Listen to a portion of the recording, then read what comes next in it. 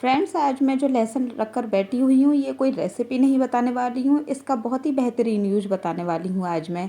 तो देखिए, किचन में काम करते-करते क्या होता है कि हमारे जो नेल्स हैं, वो बहुत बुरी तरीके से टूट जाते हैं और हम उन पर ध्यान नहीं दे पाते हैं। तो इसके लिए आपको टेंशन लेने की ज़रूरत बिल्कुल नहीं है। जब भी आप किचन में काम कर रही हैं और लहसुन छील रही हैं, तो बस 1-2 कली लहसुन की ले लीजिए, ज़्यादा लहसुन नहीं लेना है। और इन लहसुन की कलियों को आपको अपने नेल्स के आगे की तरफ जो टिप होते हैं उन पर अच्छे से रगड़ना है, इस तरीके से। ये देखिए, आप जब भी आपको टाइम मिले, यानी कि टीवी देख रही हैं, फ्री बैठी हैं, कुछ भी कर रही हैं, गॉसिप कर रही हैं इवन, आप उस टाइम पर भी अपने नेल्स पर ये रगड़ सकती हैं। इस तरीके से फ्रेंड्स, आप 1 हफ्ते के अंदर जो रिजल्ट है वो खुद देखेंगे कि आपके जो नेल्स की ग्रोथ है वो दुगनी तेज़ी से हो रही है। इसी तरीके से फ्रेंड्स, देखिए, जब कभी भी हम आलूओं को बॉईल करते हैं और हमारे पास ऐसी कंडीशन आ जाती है कि छलनी भी नहीं होती है और हमें उन आलूओं को जल्दी जल्दी निकालना होता है, तब ऐसी कंडीशन में क्या करें? अगर भाई हाथ डालते हैं तो हाथ जलने का डर है। तो इसके लिए बस एक टिप्स आजमानी है छोटी सी, कि आपको एक चाहिए पतली नोक वाला चाकू। इस चाकू को आलूओं में गड़ाते जाइए और एक एक आलू को निकालते जाइए। इस तरीके से आपकी ये प्रॉब्लम भी बहुत ही आसानी से सॉल्व हो जाएगी फ्रेंड्स। तो चलिए देखते हैं हमारा नेक्स्ट टिप्स क्या है। अगर आप भी अपनी किचन की बची हुई चाय पत्ती फेंक देते हैं, तो आज से हो जाइए सावधान, आपको बिल्कुल भी चाय पत्ती फेंकनी नहीं है। चाहे जितनी भी चाय पत्ती बचे उसको इकट्ठा कर लीजिए, और इकट्ठा करने के बाद फ्रेंड्स, इस चाय पत्ती को आप सुखा लीजिए। और आपको, हाँ, धूप में नहीं सुखाना है, इसे छाया में ही सुखाना है, क्योंकि धूप में सुखाने से इसके जो बची हुई चाय पत्ती के जो गुण हैं वो भी ख़त्म हो जाएंगे। और इसे छाया में सुखाने के बाद जब भी आप हेयर वॉश करें, हफ्ते में 1 बार कर रहे हैं या 2 बार कर रहे हैं, तो इस चाय पत्ती को दोबारा से पानी में इसको बॉईल कर लीजिए। ये देखिए, मैंने इस तरीके से इसको बॉईल कर लिया है। बॉईल करने के बाद इसके पानी को छान कर रख लीजिए, और जब भी आप बाल धोएं, हफ्ते में 1 बार या 2 बार, इसको अपने बालों के ऊपर ऊपर से डाल लीजिए।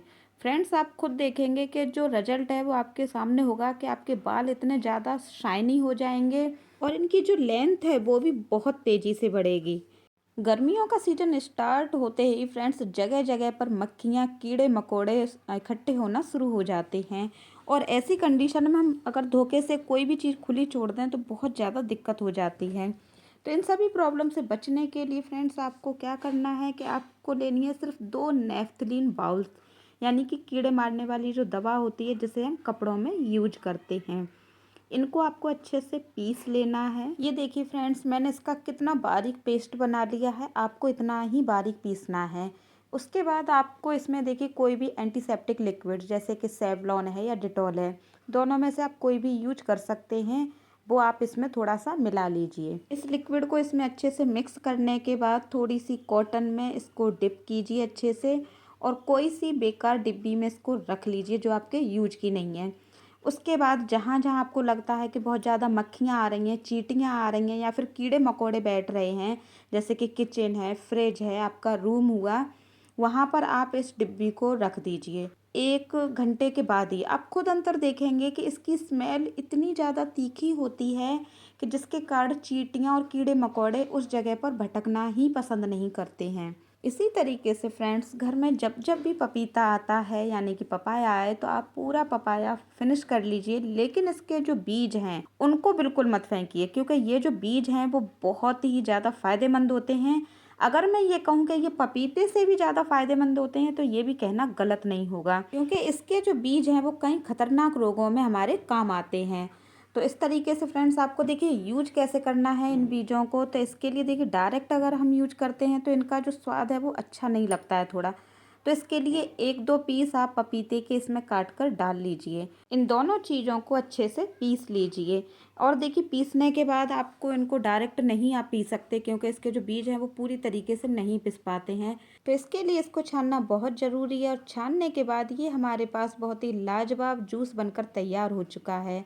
इसे पीने से पहले फ्रेंड्स, इसमें थोड़ा सा काला नमक और मिला लीजिए, जिससे कि इसके फ़ायदे और बढ़ जाते हैं। आपके घर में अगर कोई भी जो हाई बीपी या लो बीपी से डिस्टर्ब हो रहा है बहुत ज़्यादा, या फिर जिसे शुगर की प्रॉब्लम है, यानी कि डायबिटीज़ का पेशेंट है, उन सभी के लिए ये किसी रामबाण से कम नहीं। तो फ्रेंड्स, आज से ही इन पपीते के जो बीज हैं इनको अपनी डाइट में शामिल ज़रूर कर लीजिए।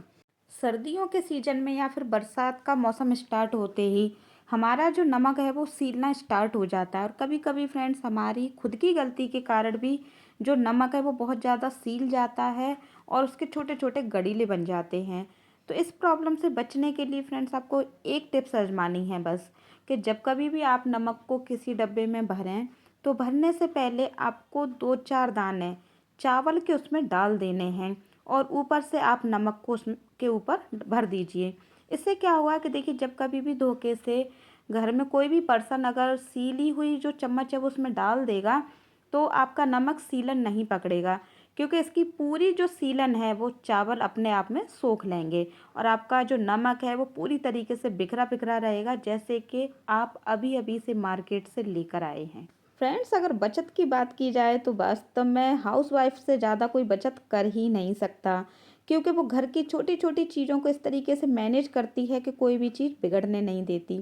इसी तरीके से हमारे जो मंदिर है उसमें अगर हम धूप बत्ती जलाते हैं तो हमारी धूप बत्ती 80% तो लगभग जल जाती है, लेकिन उसका जो 20% नीचे का पार्ट है वो ऐसे ही रह जाता है। तो ये भी पूरी तरीके से जल जाए, तो इसके लिए आपको क्या करना है कि जलाने से पहले माचिस की तीली से धूप बत्ती के नीचे आपको एक गहरा सा होल कर देना है अंदर तक। यानी इससे क्या होगा कि फ्रेंड्स, आप जब कभी भी धूप बत्ती जलाएंगे तो आपकी धूप बत्ती पूरी जलेगी, ये मेरी गारंटी है। इसका देखिए रिजल्ट आपको मैं खुद दिखा रही हूँ। मैंने 2 धूप बत्ती में होल किया है और 2 में नहीं किया है। इनको मैं अलग अलग जला रही हूँ। जो होल वाली धूप बत्ती हैं उनको मैंने प्लास्टिक प्लेट में जलाया है, और स्टील प्लेट में मैंने बिना होल वाली जलाई है। अब ये देखिए फ्रेंड, ये जो रिजल्ट है वो आपके सामने है।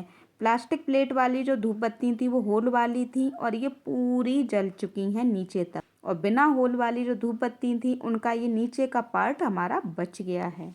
इसी तरीके से फ्रेंड्स, मार्केट में जब कभी भी आप प्याज खरीदने जाएं तो प्याज खरीदते टाइम बहुत ही सावधानी से खरीदें, क्योंकि अक्सर क्या होता है कि मार्केट में दिखने वाली प्याज ऊपर से तो बहुत अच्छी होती है, लेकिन अंदर से जब हम काटते हैं तो वो खोखली निकलती है या फिर अंदर खराब निकलती है। तो इसकी पहचान कैसे करनी है आपको, ये तरीका आपको आना बहुत ज़रूरी है।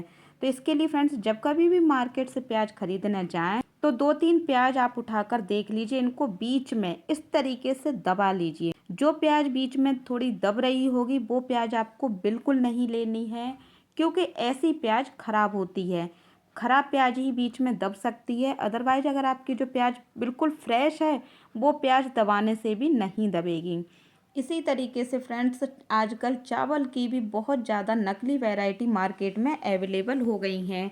हमें पता ही नहीं चलता छूने से तो कि ये जो चावल हैं वो असली हैं या फिर नकली हैं। आपने इंटरनेट पे भी देखा होगा, सोशल मीडिया पे भी बहुत ज़्यादा वायरल हो रहा है कि प्लास्टिक के चावल आजकल मार्केट में आने लगे हैं। तो इसकी पहचान कैसे करनी है, थोड़े से चावल आप ले लीजिए और इनको जलती आंच पर यानी गैस को जला लीजिए, और थोड़े थोड़े दाने इसके लौ के पास आप डाल दीजिए।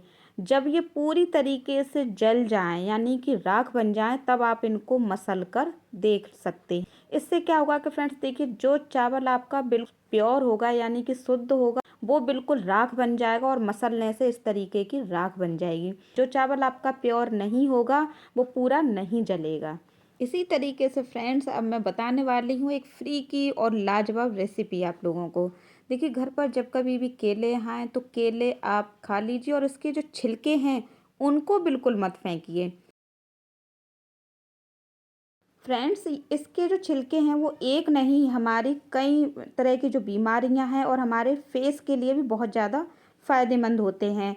इसके जो छिलके हैं अगर हम अपने फेस पर रगड़ते हैं तो हमारे जो चेहरे पर झुर्रियाँ पड़ जाती हैं, पिंपल्स हो जाते हैं, उसको भी ये हटाने में बहुत मददगार होते हैं। और दूसरा सबसे बड़ी प्रॉब्लम जो आजकल हर तीसरे व्यक्ति को रहती है, यानी कि गैस और एसिडिटी की प्रॉब्लम, उसके लिए ये जो केले के छिलके हैं ये बहुत ज़्यादा फ़ायदेमंद होते हैं। तो आपको इनको यूज कैसे करना है, तो इसके लिए देखिए, मैंने ये केले के छिलके लिए हैं और जो साफ साफ छिलके हैं इनको अलग कर लिया है।